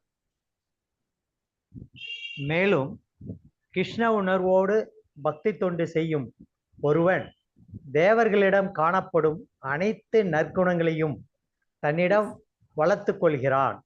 இது சுகதேவ கோஸ்வாமியால் ஸ்ரீமத் பாகவதம் 5ஆம் காண்டம் 18ஆம் அத்தியாயம் 12வது ஸ்லோகத்தில் இவ்வாறு கூறப்படுகிறது. அன்பிற்குரிய அரசனே, கிருஷ்ணரிடம் மாறா நம்பிக்கை கொண்டு எந்தவிதமான போலித்தனமும் இல்லாதவர்களால் தங்களிடம் தேவர்களிடமும் உள்ள நற்குணங்களை வளர்த்து கொள்ள முடியும். ஒரு பக்தனிடம் காணப்படும் மிக உயர்ந்த கிருஷ்ண உணர்வின் காரணமாக தேவர்களும் கூட அவனோடு வாழ விரும்புகின்றனர். ஆகையால் தேவர்களிடம் உள்ள நற்குணங்கள் அவனது தேகத்தினுள் வளர்ச்சி பெற்றுள்ளன என்று அறிந்து கொள்ளப்படுகிறது. இதற்கு மாறாக கிருஷ்ண உணர்வு இல்லாதவனிடம் நற்குணங்கள் காணப்படுவதில்லை. பல்கலைக்கழகத்தின் பார்வையில் அவன் உயர்கல்வி பெற்றவனாக இருக்கலாம். ஆனால் அவனது செயல்களை நோக்குமிடத்து அவன் விலங்குகளை விட தாழ்ந்தவனாக காணப்படுகிறான். பல்கலைக்கழகத்தில் உயர் பட்டம் பெற்றவனாக இருந்த போதிலும் அவனது மனச்செயல்களின் எல்லையை கடந்து அவனால் செல்ல முடியவில்லை என்றால் அவன் நிச்சயம் உலகிய செயல்களை மட்டுமே செய்பவனாகிறான். அதனால் தூய்மையற்றவனாக இருக்கிறான். இன்றைய நவீன உலகில் பௌதிக பல்கலைக்கழகங்களில் உயர்கல்வி பெற்றோர் பலர் இருக்கின்றனர். ஆனால் அவர்கள் கிருஷ்ண பக்தி இயக்கத்தில் சேர்ந்து தேவர்களின் நற்குணங்களை வளர்த்து கொள்ள முடியாதவர்களாக காணப்படுகின்றனர். உதாரணமாக, பல்கலைக்கழக தரத்திற்கு கல்வி வளர்ச்சி பெறாத ஒரு சிறுவன் கூட கிருஷ்ண உணர்வு உடையவனாக இருந்தால் என்றால் அவனால் கூடா பாலுறவு, சூது, மாமிசம் உண்பது, மது அருந்துவது போன்ற தீய செயல்களை உடனே துறக்க முடிகிறது. அதே சமயம் உயர்கல்வி கற்றிருந்தும் கிருஷ்ண உணர்வில் இல்லாதவர்கள் குடிக்காரர்களாகவும் மாமிசம் உண்பவர்களாகவும் காம வெறியர்களாகவும் சூதாடிகளாகவும் இருக்கின்றார். எவ்வாறு கிருஷ்ண உணர்வு உடையவன் நற்குணம் உடையவனாக இருக்கிறான் என்பதற்கும் கிருஷ்ண உணர்வு இல்லாதவன் அவ்வாறு இல்லை என்பதற்கும் இவையெல்லாம் அனுபவ ஆதாரங்கள். கிருஷ்ண உணர்வுடைய ஒரு இளைஞன் திரைப்படங்கள், இறைச்சி விடுதிகள், நிர்வாண ஆடல் காட்சிகள், கேளிக்கை விடுதிகள், மதுக்கடைகள் போன்றவற்றின் மீது பற்றில்லாமல் இருப்பதை நாங்கள் அனுபவத்தில் அறிந்திருக்கின்றோம். அவன் முற்றிலும் விடுதலை பெற்றவனாக இருக்கிறான். புகைப்பிடித்தல், மது அருந்துதல், திரையரங்குகளுக்கு செல்லுதல், ஆடுதல், பாடுதல் போன்ற பல வழிகளில் அவன் தனது பொன்னான நேரத்தை வீணாக்குவதில்லை. Hare Krishna Mataji. Hare Krishna. Hare Krishna. Thank you very much. So Krishna உணர்வில் இப்ப 2 நிலைகள். ஒருத்தர் கிருஷ்ண உணர்வில் செயல்படுபவர், இன்னொருத்தர் கிருஷ்ண உணர்வற்ற நிலையில சாதாரணமாக இருக்கக்கூடியது. அப்படின்னா பக்தியை பற்றி பெருசா தெரியாது, தான் யார் என்பது தன்னுணர்வு பாதையும் தெரியாது. அப்படிப்பட்டவர்கள செயல்கள் எல்லாமே எப்படி இருக்கும்? பௌதீக நோக்கத்தோடு இருக்கும்.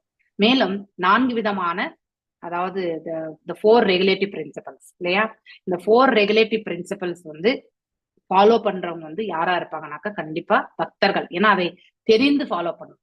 தெரியாம ஃபாலோ பண்றவங்களும் உண்டு இல்லையா? கேம்பிளிங் பண்ணாதவங்களும் உண்டு, போதைக்கு அடிமையாகாது இருக்கிறவங்களும் உண்டு, அதே மாதிரி மாமிச உணவு உண்ணாத இருக்கிறவங்க உண்டு, இலிசிட் செக்ஸ் போகாத இருக்கிறவங்களும் உண்டு. ஆனா இது எல்லாமே என்னைக்கு வேணாலுமே அவங்க தவறி விழுவதற்கு சான்சஸ் உண்டு இல்லையா? ஃபியூச்சர்ல எப்ப வேணாலும் அவங்க சதிக்கு விழுவதற்கு உண்டு சாதாரண மனிதர்கள். ஆனால் கிருஷ்ண உணர்வில் பயிற்சி பெற்றவர்கள் அதையெல்லாம் கடந்த நிலையில் செல்வார்கள். அதாவது தெய்வீக குணங்களை பற்றி ஃபர்ஸ்ட் பேராகிராஃப்ல சொல்லப்பட்டிருக்கு. சுகதேவ கோஸ்வாமி 5வது கேண்டோ பாகவதத்துல பரிஷித் மகாராஜை பார்த்து 18வது அத்தியாயத்துல 12வது ஸ்லோகத்தை பின்வருமாறு எடுத்துரைக்கிறார். என்ன சொல்றார்? those who have unflinching faith in Krishna, அதாவது பகவான் மீது யாருக்கு அதாவது முழுமையான, அதாவது எந்த ஒரு அதாவது டவுட் இல்லாத, அன்பிளிஞ்சிங்னாலே டவுட் கிடையாது அதானே, அதாவது சந்தேகமற்ற நம்பிக்கை அப்படின்னு அர்த்தம். அப்படின்னா உறுதி கொண்ட நம்பிக்கை. அப்படி கூட அவங்க அவங்களுடைய கோட்பாடுல இருந்து கண்டிப்பா விலக மாட்டாங்க.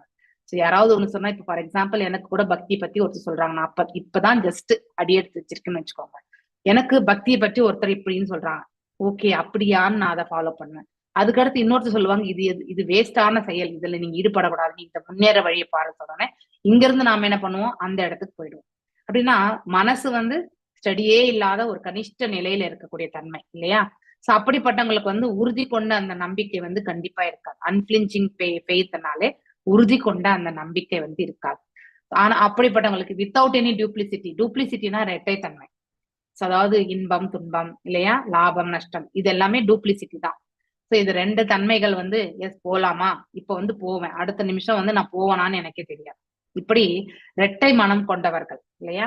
சோ இந்த மாதிரியான நிலைகள்ல வந்து பாத்தீங்கன்னாக்கா ஒருத்தர் வந்து பக்தி உணர்வுல வந்து இருக்கிறவங்க இது எல்லாமே வந்து இந்த இரட்டை தன்மையில இருந்து வெளியே வந்திருப்பாங்க. அப்படின்னா ஃபிக்ஸ் அவங்களுடைய மனதை வந்து ஏக்கம் இல்லையா, ஏக்கம் வதா அப்படின்னு சொல்லிட்டு அர்ஜுனர் சொல்லுவார் இல்லையா, ஒன்றின் மீது நான் வந்து எனக்கு ஒன்று நீங்க கண்டிப்பா சொல்லணும்ன்றார். அது போல பக்தர்கள் வந்து ஒன்றின் மீது மட்டும்தான், எது பக்தியின் மீது மட்டும்தான் தன்னுடைய மனதை வந்து பூர்ணமாக லைத்திருப்பார்கள். மேலும் வந்து அந்த நம்பிக்கை வந்து உறுதியோடு ஒரே நம்பிக்கை தான்.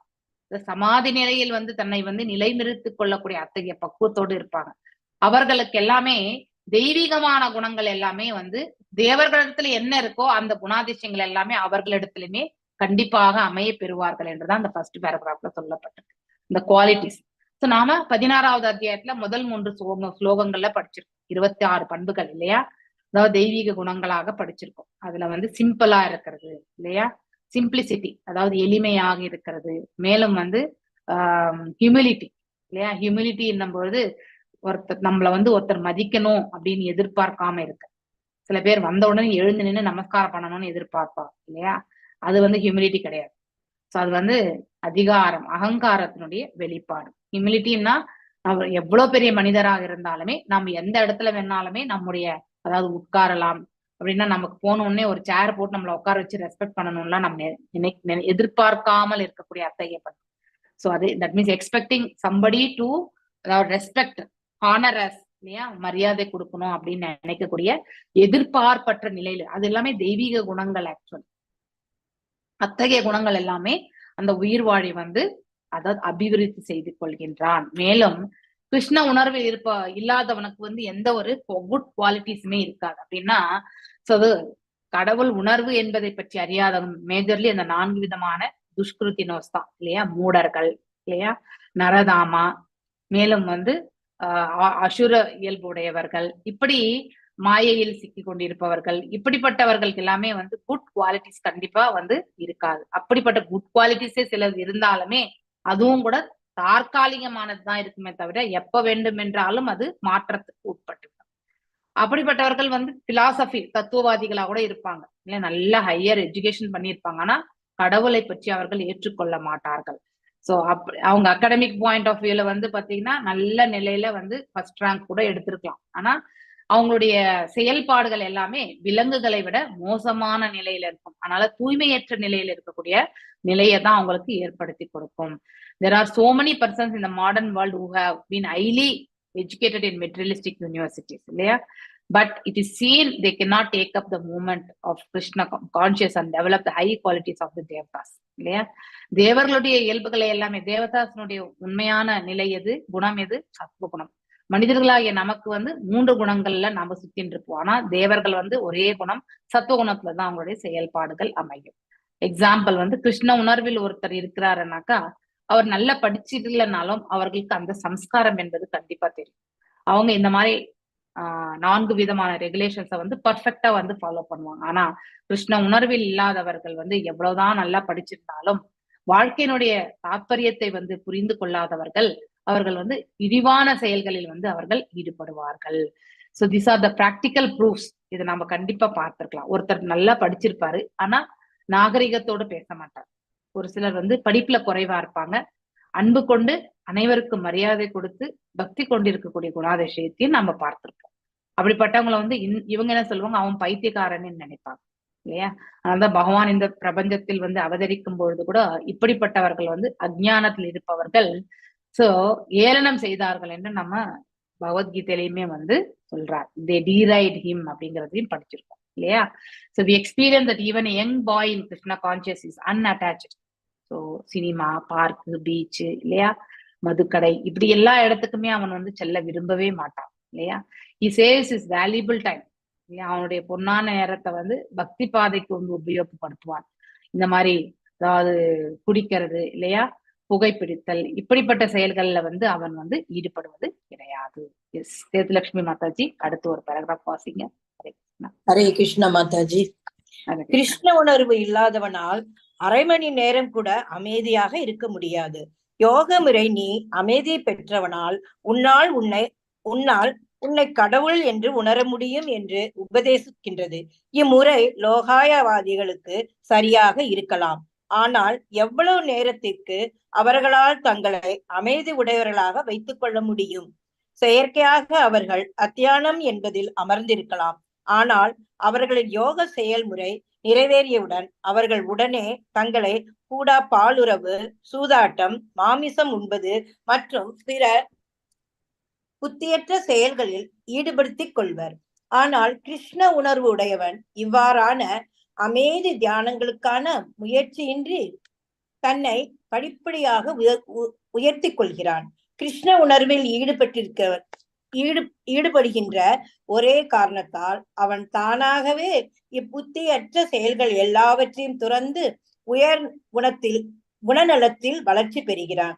கிருஷ்ணரின் தூய பக்தனாவதால் ஒருவன் உயர் குணத்தில் வளர்ச்சி பெறுகிறான். இதன் முடிவு என்னவென்றால், ஒருவனிடம் கிருஷ்ண உணர்வு இல்லை என்றால் அவனிடம் உண்மையில் நற்குணங்கள் ஏதும் இருக்க முடியாது என்பதாகும். நெக்ஸ்ட் பேராகிராஃப் படிக்கலாம் மாதாஜி. ஒரு நிமிஷம், இதை முடிச்சிடா வேணாம், நீங்க கூட படிப்பீங்க. சோ யார் ஒருவர் வந்து கிருஷ்ண உணர்வில் இல்லை என்றால் அவங்க வந்து சைலண்டாவே இருக்க மாட்டாங்க. அப்படின்னா பேசிக்கலி பக்குவமற்ற நிலையில இருக்க மாட்டாங்க இல்லையா?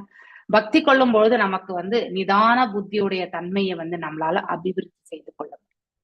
நம்ம இப்ப டக்குன்னு பேசக்கூடிய ஒரு வார்த்தையை வந்து யோசிச்சு நிதானமா அடுத்தவங்களுக்கு பாதகம் இல்லாமல் பேசக்கூடிய அந்த பக்குவத்தையுமே அது ஏற்படுத்தி கொடுக்கும்.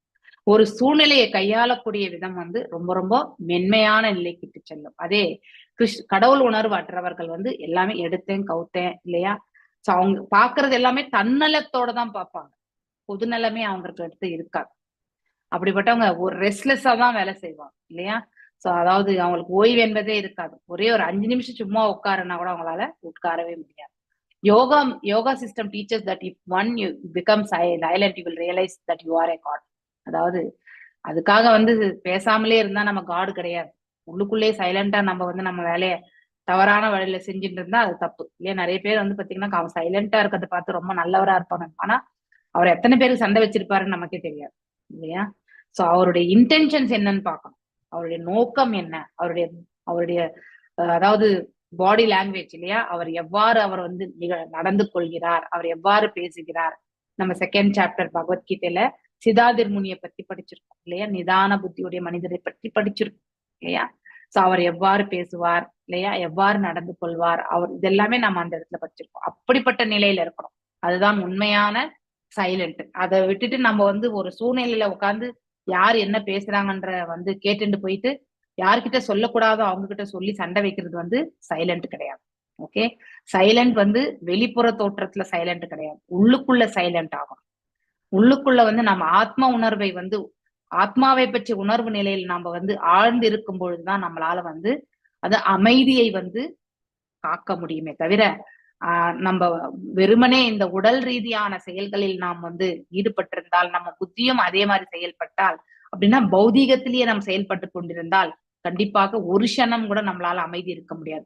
வெளிப்புற தோற்றத்துல நம்ம பாக்கிறதுக்கு அமைதியா உட்கார்ந்து இருக்கிற மாதிரிதான் இருக்கும். ஆனா இங்கிருந்து நம்ம அஸ்ட்ரல் டிராவல்ஸ்ல வந்து எங்க வேணாலும் போயிடுவோம். நம்ம ஆஸ்திரேலியா நியூசிலாந்து வரைக்கும் கூட நம்ம போயிடுவோம். அந்த அளவுக்கு ஃபாஸ்டா வந்து மனசு வந்து வேலை செய்யும் இல்லையா? சோ பௌதிகவாதியினுடைய செயல்கள் இப்படிதான், வெறுமனே பௌதிகவாதி. பக்தியற்றவன் பௌதிகவாதியா இருக்கிறவனுடைய செயல்பாடுகள் இப்படித்தான் இருக்கும். So but how long will they be keep themselves silent? கண்டிப்பா முடியாது இல்லையா? தியானம், one may sit down for so called meditation, but immediately after their yogic perform they'll engage themselves again in activities இல்லையா? நம்ம செயல்பட்டு கொண்டுதான் இருப்போம். சும்மா அதாவது சைலண்டா நம்ம இருந்தா நம்ம உடம்ப கூட நம்மளால பாதுகாக்க முடியாது. இந்த உடம்புதான் ரொம்ப முக்கியமே. இந்த ஆத்மா வந்து நன்னிலை அடைவதற்கு இந்த உடல் தேவைதான் இல்லையா? அதை கூட நம்மளால ரட்சிக்க முடியாது அமைதியா இருந்தா. மீண்டும் மீண்டும் வந்து நம்முடைய எண்ண ஓட்டங்கள்ல இருந்து கலங்கங்களோட நாம் என்ன பண்ணோம், தவறான செயல்கள்ல தான் நாம வந்து ஈடுபடுவோம். அதனால்தான் பக்தி என்பது மிக மிக முக்கியமானது. ஒருவர் பக்தி தொண்டில் வந்து ஈடுபட்டால் தன்னுடைய நிலையை அவரால் வந்து மேன்மையாக இட்டு செல்ல முடியும். Without endeavoring the so called silent meditation. தியான பயிற்சி செய்ய வேண்டிய அவசியமே கிடையாது. பக்தி செய்தால் கர்ம ஞானம், இதனால் அஷ்டாங்க யோகம், இதனால் அடையக்கூடிய அனைத்து பாவங்களும் சரி, எல்லாமே செயல்கள் அனைத்துமே நம்ம ஒட்டுமொத்தமா நம்ம வந்து அடைய பெறுவோம்.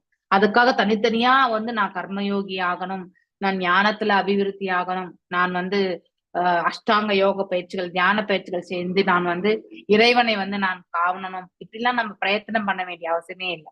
சோ பக்தி கொள்ளும் பொழுது ஆட்டோமேட்டிக்கலி நம்ம கடமையை நாம வந்து பக்தி கொண்டு ஆற்றுவோம் புத்தி யோகத்துல. அப்ப பலன்களை எதிர்பார்க்காமல் செய்யும் பொழுது ஆட்டோமேட்டிக்கலி அது என்ன நிலைக்கு செல்கிறது? நிஷ்காம யோகத்திற்கு செல்கின்றது இல்லையா?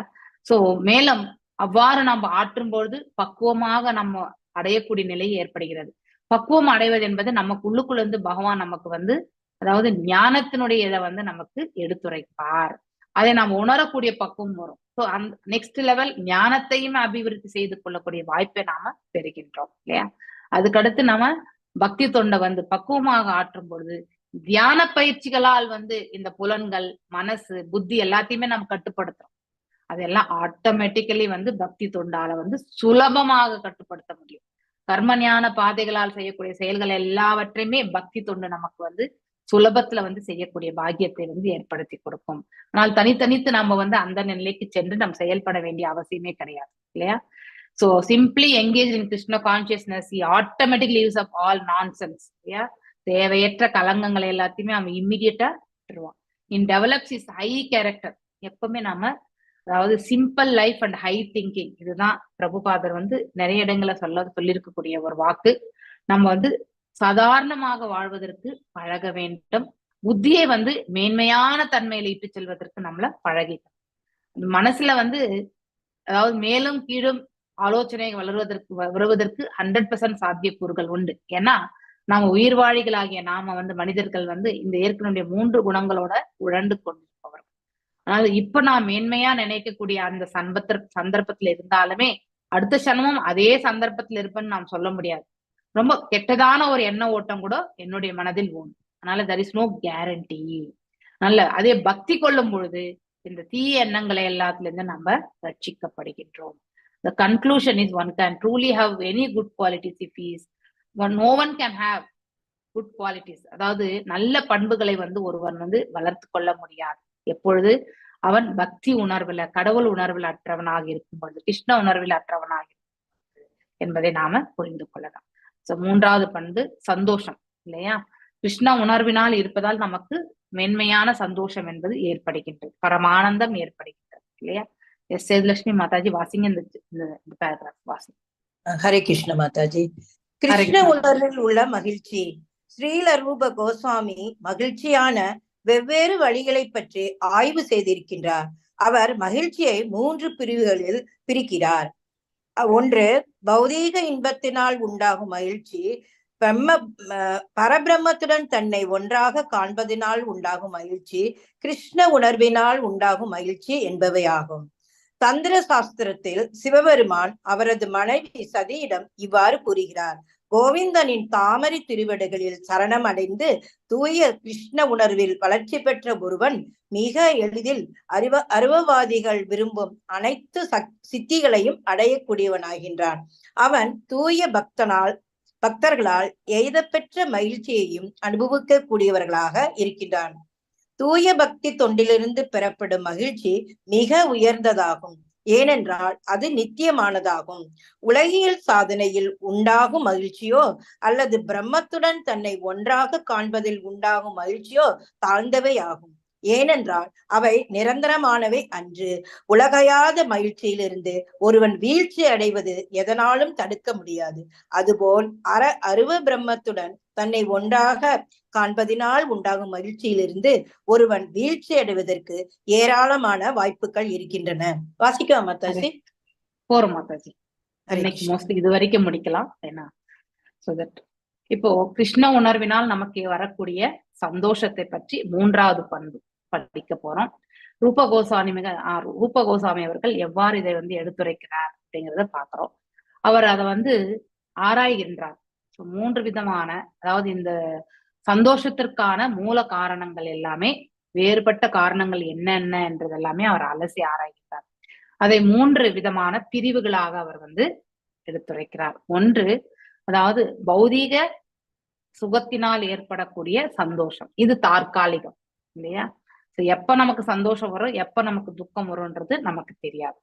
மேலும் happiness derived by identifying oneself with the supreme Brahman இல்லையா? அதாவது நாமம் பகவானிடத்திலிருந்து தோன்றிய பின்ன பகுதி, நாம நித்தியமானவர்கள், பகவான் நித்தியமானவர், அவரிடம் தோன்றிய நாமம் வந்து இந்த ஆத்ம ரூபத்துல நித்தியமானவர்கள் என்று உணரக்கூடிய அந்த தன்னுணர்வு பாதையில வந்து தன்னை பற்றியான நிலையில வந்து நிலை பெறுபவர்கள், அதனால் ஏற்படக்கூடிய ஆனந்தம் என்பது இரண்டாவது. மூன்றாவது வந்து அதாவது கிருஷ்ண உணர்விலிருந்து செயல்படும் பொழுது ஏற்படக்கூடிய உணர்வுகள், இது வந்து பக்தி. லாஸ்ட் ஒன் வந்து பக்தி. அதுக்கு முன்ன இருக்கிறது வந்து அதாவது தியானம், தியான பயிற்சி, ஞானத்தை அபிவிருத்தி செய்து கொண்டு தியான பயிற்சி செய்யறது. இப்போ முதல்ல இருக்கிறது வந்து கர்ம, அதாவது கர்ம காண்டாதுல இருந்து வரக்கூடியது இல்லையா? முதல்ல இருக்கிறது வந்து பார்ஷியல் தான் இல்லையா? அதாவது நித்தியமற்ற தன்மை தான். ரெண்டாவதும் வந்து பாத்தீங்கன்னாக்கா நமக்கு வந்து அதாவது அதுல வந்து நமக்கு ஏற்படக்கூடிய சந்தோஷம் வந்து ஐடென்டிஃபைங் ஒன் செல்ஃப் இந்த சுப்ரீம் பிரம்மன், அது வந்து பிரம்ம ஜோதிர்ல கலக்கக்கூடிய நிலைதான் ஏற்படும் இல்லையா? சோ அந்த அத்தகைய ரியலைசேஷன் வந்து முழுமையான ரியலைசேஷன் கிடையாது. பகவான் வெறும் ஆற்றல் மாத்திரம் கிடையாது, அவருக்கு ரூபமும் உண்டு இல்லையா? ஆனால் 2 நிலைகளையுமே யார் உணர்கிறார்கள் என்றால் பக்தர்கள் மட்டும்தான். அப்படிப்பட்டவர்கள் வந்து ஹையஸ்ட், டாப் மோஸ்ட் அப்படிங்கிறதையும் இந்த இடத்துல சொல்லப்பட்டிருக்கு. தாந்திர சாஸ்திரத்துல சிவபெருமான் வந்து பார்வதி தாயாருக்கு, அதாவது சக்திக்கு என்ன எடுத்துரைக்கின்றார் என்றால், யார் ஒருவர் கோவிந்தனுடைய பாதங்களை வந்து தஞ்சம் அடைந்திருக்கிறார்களோ அவர்கள் வந்து தூய பக்தி உணர்வுல வந்து தன்னை வந்து நிலைப்படுத்தி கொண்டிருக்கிறார்கள் என்று அர்த்தம். மேலும் அவர்களுக்கு வந்து சுலபமாக அது வந்து கிருஷ்ண உணர்வு வந்து அடைய பெறுகின்றது. யாரை காட்டிலும் என்னக்கா, அதாவது அருவவாதிகளை காட்டிலும். அதாவது awarded all the perfection desired by the impersonalist. அதாவது அருவவாதிகளாக இருக்கிறவங்களுடைய ஆசைகளை எல்லாமே கூட இவர்களுக்கு வந்து ரூபம் கொண்டு நினைக்கக்கூடியவர்களுக்கு அது வந்து it is already granted. அத்தகைய மகிழ்ச்சியை அவங்க வந்து அடைய பெறுகிறார்கள். He can enjoy the happiness achieved by the pure devotees இல்லையா? அண்ட் பியாண்ட் திஸ் வந்து தூய பக்தர்களுடைய அவங்களுடைய அசோசியேஷன், அதனால ஏற்படக்கூடிய செயல்களுடைய விளைவுகள், இது எல்லாமே வந்து அவர்கள் வந்து சந்தோஷத்தை வந்து அனுபவிக்கக்கூடிய மார்க்கத்தை வந்து ஏற்படுத்தி கொடுக்கிறது. So happiness derived from pure devotional service is the highest, top most இல்லையா? நம்ம தேர்ட் சாப்டர்ல பார்க்கும்பொழுது கர்மகாண்டா மோட் இல்லையா, அதுதான் பேஸ் லெவல். அதுக்கு கீழே பாத்தீங்கன்னாக்கா சண்டாளமானவர்கள் தான் அந்த கீழே கேட்டகரி. அவங்க அடுத்த ஜென்மம் கண்டிப்பா விலங்காதான் பிறப்பாங்க. கர்மகாண்டா மோட் அட்லீஸ்ட் பலன் கருதி செய்யறது இல்லையா? பலன் கருதி செய்வதால் மீண்டும் மனிதனாக பிறக்கிறதுக்காக அவனுக்கு வாய்ப்பு உண்டு இல்லையா? சோ ஏன்னா அவன் அதற்கேற்ற மாதிரி தான தர்மங்கள், பலனை எதிர்பார்த்தாவது அவங்க தான தர்மங்கள் செய்வாங்க. சகாம கர்மயோகத்திலயும் வந்து அடுத்த லெவல். அடுத்து நிஷ்காம கர்மயோகம், கர்மயோகத்துல அந்த ஏனில பாத்தீங்கன்னாக்கா நெக்ஸ்ட் ஸ்டெப். அடுத்து வந்து நம்ம ஞான யோகம், ஞானத்தை அபிவிருத்தி செய்து கொள்வது. அதுல இருந்து நம்ம தியான பயிற்சியில முழுமையடைது. இந்த 3 யோகங்களுமே வந்து பக்தியில வந்து நிறைவடைந்தால் மட்டும்தான் மோட்சத்திற்கான மார்க்கம் உண்டு. எது வரைக்கும் பக்தியில வந்து அந்த உயிர் வாழி செயல்படவில்லையோ அது வரைக்கும் மோட்சம் என்பது கண்டிப்பாக கிடையாது. சோ இந்த முக்தி எல்லாமே பாத்தீங்கன்னா பகவான் வந்து அருவத்தன்மை தான் என்று உணரக்கூடிய நிலை இருக்கவர்கள். That is a partial realisation. அவருக்கு அருவமும் உண்டு, ரூபமும் உண்டு, 2 நிலைகளுமே உண்டு. வெறுமனே அருவம் என்று நினைக்கிறது வந்து உணரக்கூடிய தன்மை வந்து தற்காலிகமானது இல்லையா? அது வந்து சிறு சிறு அளவுதான். நெக்ஸ்ட் அவருடைய ரூபத்தை பற்றி உண்மை என்று என்பவர்கள் வந்து அதாவது தியானம், 4 கைகளுடைய அதாவது யோக நிலையில உட்கார்ந்து இருக்கக்கூடிய 4 கையில பரமாத்மா ரூபத்தை வந்து அனுபவிப்பார்கள். சோ இப்படி இந்த 2 நிலைகளுமே வந்து முழுமையானது கிடையாது பகவானுக்கு. நெக்ஸ்ட் என்னது பகவான் நிலை. இந்த 3 நிலைகளை இது எல்லாமே ரியலைசேஷன் லெவல். கடவுள் உணர்வுல வந்து ஒவ்வொருத்தர் வந்து எவ்வாறு உணர்கிறார்கள் என்பதை பற்றி எடுத்துரைக்கிறது தான் அது ஹாப்பினஸ். ஆனா தூய பக்தி சேவையில வரக்கூடிய சந்தோஷம் தான் வந்து ஹையஸ்ட். ஏன்னா அது எப்பவுமே நம்ம கிட்ட நிச்சயமா இருக்கும். நம்ம பக்தி தொண்டு செய்த பிறகு இன்றைக்கு கூட உட்கார்ந்து நினைச்சு பார்த்தோம்னாக்கா அது வந்து நமக்கு பேரானந்தத்தை கொடுக்கும். அதே பௌதீக செயல்ல வரக்கூடிய ஆனந்தம் நம்ம நினைச்சு பார்த்தா கூட என்ன எத்தனை வாட்டி நினைப்போம், 2 வாட்டி நினைப்பான், 3 வாட்டி நினைப்பான். அதுக்கப்புறம் வந்து அதுக்கு மேற்பட்ட ஏதோ ஒரு செயலுடைய விளைவை நினைப்போமே ஒழிய, எது முக்கியத்துவமா இருக்கும் அந்த காலகட்டத்துல அதை தான் நினைப்போமே ஒழிய முந்தைய நடந்த விஷயங்களை நம்ம கண்டிப்பா நினைச்சு பார்க்க மாட்டோம். ஆனா தூய பக்தி சேவை வந்து என்றைக்குமே வந்து அழிவடையவே அடையாது. நாம எப்பவுமே வந்து எண்ணி பார்த்தால் கூட நம்ம வந்து இன்புற முடியும். எவ்வாறு பகவத்கீதை வந்து அர்ஜுனருக்கும் அதாவது கிருஷ்ணருக்கு இடையில நடந்த சமவாதம் இல்லையா? இதை வந்து சஞ்சயன் என்ன சொல்றாரு? அவர் வந்து மீண்டும் மீண்டும் எண்ணி பார்க்கும் பொழுது அவர் இன்புறுகின்றார் என்று சொல்கிறார் இல்லையா? மேலும் வந்து கிருஷ்ண அர்ஜுனர் இந்த புருஷர்கள் எங்க இருக்கிறார்களோ அங்கே வந்து அதாவது தர்மம் இதெல்லாமே இருக்கும் இல்லையா? அசாதாரண வலிமையும் நியாயமும் இதெல்லாம் இருக்குன்றது என்னுடைய அபிப்பிராயம்னு திருதராஷ்டர்கிட்ட வந்து எடுத்து சொல்வார் யாரு? சஞ்சயர். சோ அது வந்து உணர்ந்தறியும் பொழுது மட்டும்தான் அதை நம்ம எடுத்துரைக்க முடியும். அதாவது தூய அதாவது பக்தி என்பது அவ்வாறுதான் அமைய பெறும். மேலும் இத ஈஸிலி அவார்ட் எனக்கு என்ஜாய் எட்டர்னல் நித்தியமா இருக்கக்கூடியது. இந்த சந்தோஷம் பக்தி சேவைனால வரக்கூடிய சந்தோஷம் எப்பவுமே நித்தியமானது. ஆனா கர்மனான ஞான பாதைகள்ல வரக்கூடிய சந்தோஷங்கள் வந்து அதாவது பக்குவமற்றது, முழுமையற்றது. அது எவ்வளவு நாள் அதாவது தற்காலிகமானது அப்படின்னு தான் நம்ம சொல்லணும். ஏன்னா அவர்கள் முழுமையடையாத யோகிகள் ஆகிறார்கள். மீண்டும் இந்த பிரபஞ்சத்தில் வந்து அவதரிக்கக்கூடிய வாய்ப்பையும் அவர்கள் வந்து பெறுகிறார்கள். The happiness derived from material perfection இல்லையா? பௌதீகத்துல வந்து பக்குவம் அடைவது வந்து அது பிரம்மன், அது வந்து இருக்கிறதுலே வந்து ரொம்ப ரொம்ப லோயஸ்ட் லெவல் தான் இல்லையா?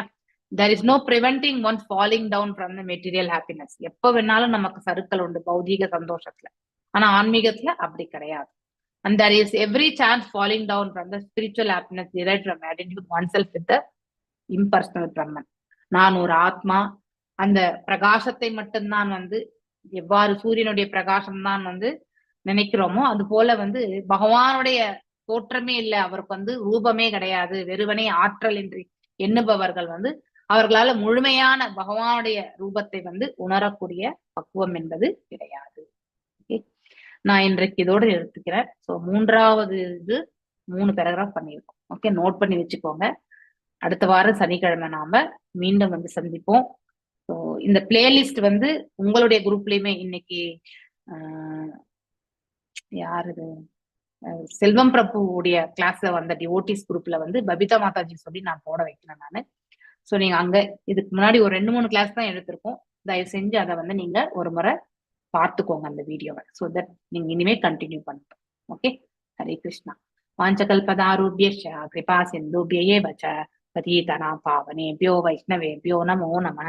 அனந்த கோட்டி வைஷ்ணவருந்துக்கு ஜெய். நாமாச்சாரிய ஹரிதாஸ் தாகூர் கி ஜெய். ஹரே கிருஷ்ணா கிருஷ்ண கிருஷ்ண ஹரே ஹரே, ஹரே ராம ராம ராம ஹரே ஹரே. ஸோ எல்லாரும் டொனேஷன்ஸ் எல்லாம் எப்படி பண்ணணும்ன்றத வந்து கண்டிப்பா நீங்க செய்யணும். உங்களுக்கு என்ன முடியறதோ அதை நீங்க செய்யுங்க. Everyday I am telling. அதனால யாருமே தவற எண்ணிக்கொள்ள வேண்டாம். ஏன்னா டெம்பிள் வந்து இனாகரேஷன் வந்து ரொம்ப ரொம்ப அதாவது 19th ஆகஸ்ட் நினைக்கிறேன். ஸோ அந்த 19th ஆகஸ்ட் பலராம் ஜெயந்தி அன்னைக்கு வந்து ஏற்பாடு பண்ணியிருக்காரு பிரபுஜி. அதனால அதுக்குள்ள வந்து இருக்கக்கூடிய அந்த எல்லாமே வந்து கட்டி முடிச்சு எல்லாம் பினிஷிங் எல்லாமே ஆகணும். அதனால உங்க மனசளவுல எவ்வளவு தானம் பண்ண முடியுமோ, குட் காசு இது ஒண்ணுதான் உங்க அக்கௌண்ட்ல இருக்கும். பகவானுக்கு எதெல்லாம் நம்ம செய்யறோமோ அதெல்லாம் அக்கௌண்ட்ல இருக்கும். அதனால நீங்க லக்ஷ்மி தானம் பண்ணும்பொழுது கூட நீங்க வந்து பகவானுக்காக நீங்க செய்யறதுக்கு வந்து முயற்சி செய்யுங்க. ஸோ எல்லா குரூப்ஸ்லயுமே வந்து அந்தந்த டீச்சர்ஸ் வந்து கண்டிப்பா எக்ஸ்பிளைன் பண்ணுவாங்க. பொறுமையாக இருந்து நீங்களும் கேட்டுக்கணும். ஸோ நான்